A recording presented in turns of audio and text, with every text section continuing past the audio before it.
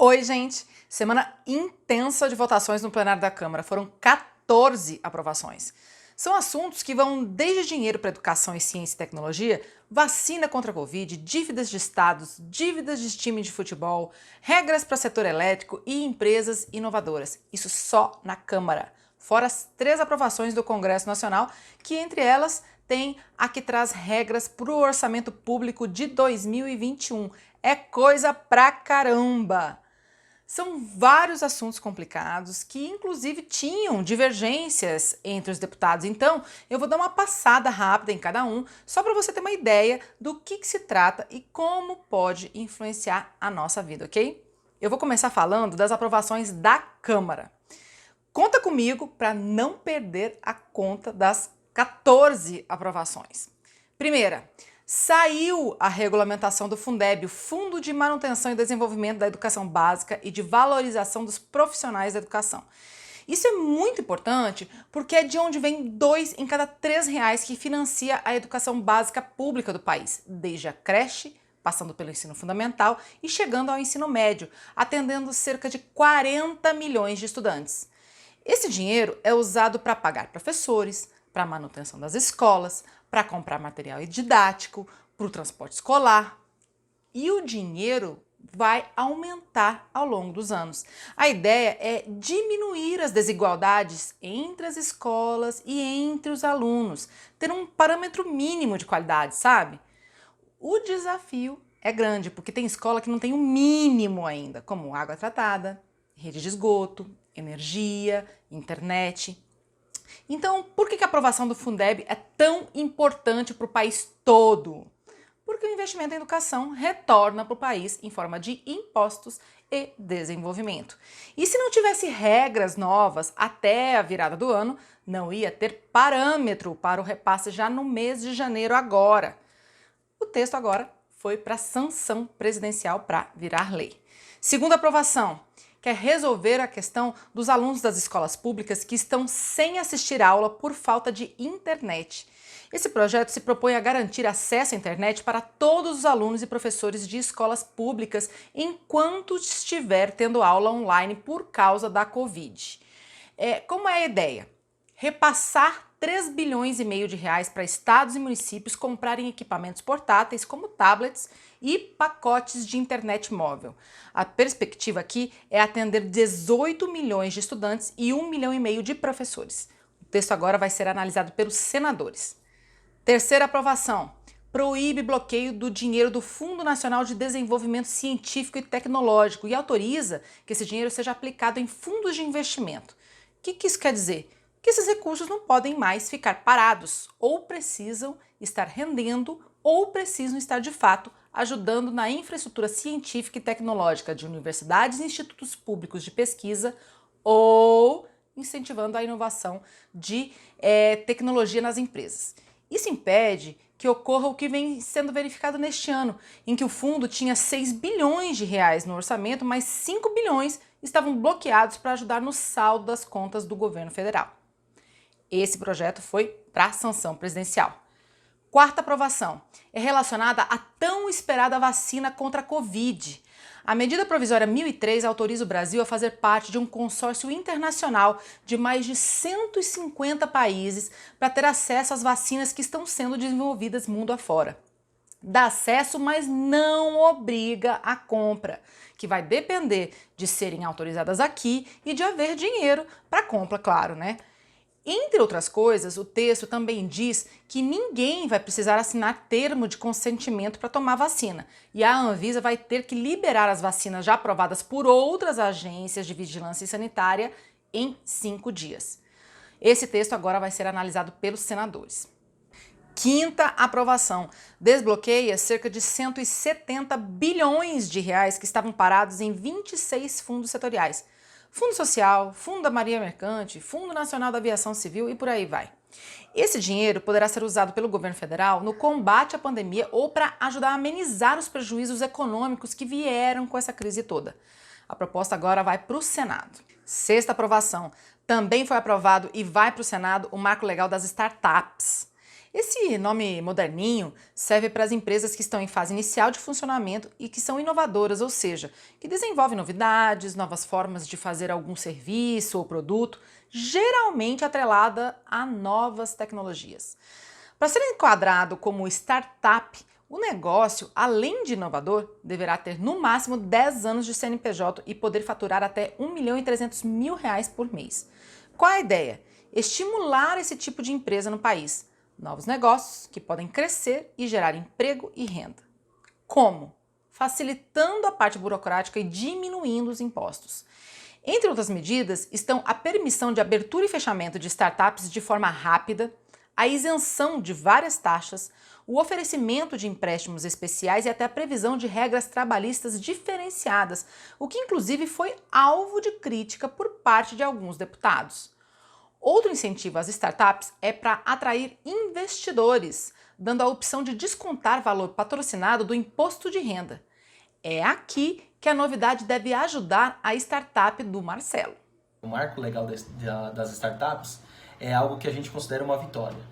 Nossa startup está num processo de aceleração e a gente deve entrar agora na fase de seed, né, que é busca de investimentos, para a gente continuar evoluindo, inovando e ajudando cada vez mais as pessoas. Por isso, né, a melhor coisa que a gente acha desse projeto de lei, pelo menos para nós, vai ser a segurança jurídica na transação entre o investidor e a nossa startup. Com certeza vai aumentar a oferta de investimentos. Seguindo adiante na contagem das aprovações da Câmara. 7ª, alteração de várias regras do setor elétrico, de tarifas à energia nuclear. Entre as mudanças, o texto traz pontos que refletem no valor a ser pago pelo consumidor na conta de luz. De um lado, a conta fica mais barata até o final de 2025, mas, de outro, a permissão de as companhias repassarem os impactos que tiveram por causa da pandemia para a conta. A medida provisória recebeu diversas críticas, principalmente relacionada ao ponto dos incentivos para as chamadas energias limpas. Agora ela vai para a análise dos senadores. 8ª aprovação. Suspensão de pagamento de dívidas dos times de futebol. O projeto autoriza que os clubes que renegociaram dívidas fiquem sem pagar as parcelas para os cofres federais durante a pandemia, ou seja, de março a dezembro deste ano. As parcelas não pagas serão jogadas para frente. A gente lembra que em 2015 as dívidas dos clubes de futebol eram de mais de 5 bilhões de reais junto à Receita Federal, Banco Central e FGTS. Aí negociaram e puderam dividir ao longo de 180 meses e ainda tiveram descontos de juros. Em troca, os clubes se comprometeram a melhorar sua gestão financeira. Só que até agora, os clubes da primeira divisão, só o Flamengo e o Santos, registraram diminuição no nível de endividamento desde a implementação do Profut. A proposta agora vai para a sanção presidencial. Gente, agora vem o bloco de aprovações para os cofres dos estados. E o que a gente tem a ver com a saúde financeira das contas dos estados? Olha, os estados precisam estar bem para pagar e manter serviços para a população. Escolas, hospitais, estradas e por aí vai. Inclusive pagar o salário desses profissionais, professores, médicos, policiais, fiscais, etc. Então vamos lá, 9ª aprovação. Trata de negociar mais uma vez a dívida dos estados com o governo federal, com um recálculo de parcelas e mais prazo. Entre as medidas está a permissão de que estados peguem mais empréstimos para poder realizar obras e serviços com o aval do governo federal. Em troca, se comprometem a apertar os cintos e ajeitar as contas, inclusive diminuindo o gasto com pessoal e vendendo parte das empresas públicas. A 10ª aprovação colocou no papel um acordo para dar fim a uma disputa de anos entre governo e estados exportadores. Seguinte, desde 1996, a Lei Candir zerou todos os tributos das exportações, inclusive os estaduais, para deixar os produtos brasileiros mais competitivos lá fora. Mas, de outro lado, os cofres públicos deixaram de arrecadar. Havia a previsão de que uma lei definiria como seriam feitas as compensações aos governos estaduais, mas essa lei nunca foi votada e os estados foram então à justiça pedir o ressarcimento. E ganharam. A compensação tem que ser feita e tem que ter regras. É justamente isso que veio agora. Com isso, o governo federal vai transferir 58 bilhões de reais aos estados até 2037. Inclusive, 4 bilhões desse acordo já foram liberados numa outra aprovação do Congresso. Bom, os 2 projetos voltados a aliviar os cofres estaduais já foram aprovados também pelos senadores e agora vão para sanção presidencial. As 4 últimas aprovações são de acordos internacionais e eu vou dar destaque a uma, a confirmação do Protocolo de Nairobi, que proíbe subsídios à exportação de produtos agrícolas. Isso internacionalmente, tá? Isso é importante para garantir a competitividade dos produtos brasileiros, inclusive lá fora. Agora, as 3 aprovações orçamentárias do Congresso Nacional, ou seja, que foram feitas tanto por senadores quanto por deputados. Uma, eu já falei, liberou mais de 4 bilhões de reais para compensar perdas dos estados exportadores. Outra, liberou mais de 3 bilhões de reais para o Brasil honrar compromissos assumidos junto a entidades internacionais como a ONU, a Organização das Nações Unidas, e ações diversas em 7 ministérios. E o que eu vou falar por último, mas é a aprovação mais importante nesse momento para os cofres públicos federais, é que finalmente foi aprovada a LDO, a Lei de Diretrizes Orçamentárias para o ano de 2021. Teoricamente, esse texto precisava ter sido aprovado no meio do ano, mas por causa da pandemia, por causa das eleições, por causa da disputa pelo comando da Comissão de Orçamento, acabou sendo adiado, mas saiu. Pela primeira vez, foi analisado diretamente no plenário. E isso evitou um possível total bloqueio de gastos do governo federal na virada do ano. E o que a LDO diz sobre as contas federais no ano que vem? Devem fechar o ano em quase 250 bilhões de reais negativos. Vem fechando assim no vermelho desde 2014.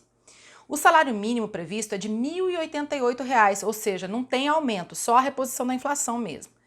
Prevê que a economia vai crescer mais de 3%. Sobre a pandemia, já autoriza gastar com vacinação contra o coronavírus. Agora, mais do que números, que são bem complexos, o que é importante aqui é você entender o sentido da LDO. Por que ela é uma das discussões mais importantes do Congresso? A LDO traz as regras para os gastos públicos federais do ano seguinte. É onde estão as grandes previsões e os limites do que pode e o que não pode ser feito com recursos federais. Se esse texto não autoriza uma ação, ela não pode ser realizada, não pode ter dinheiro para isso, entende? A LDO é a base de uma outra lei, a lei orçamentária, chamada de LOA.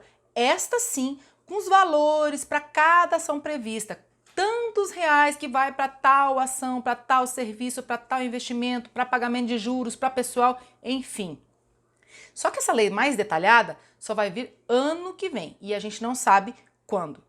Isso quer dizer que até lá o governo vai ter que gastar só com o essencial e no valor permitido para um mês. Ufa, é isso.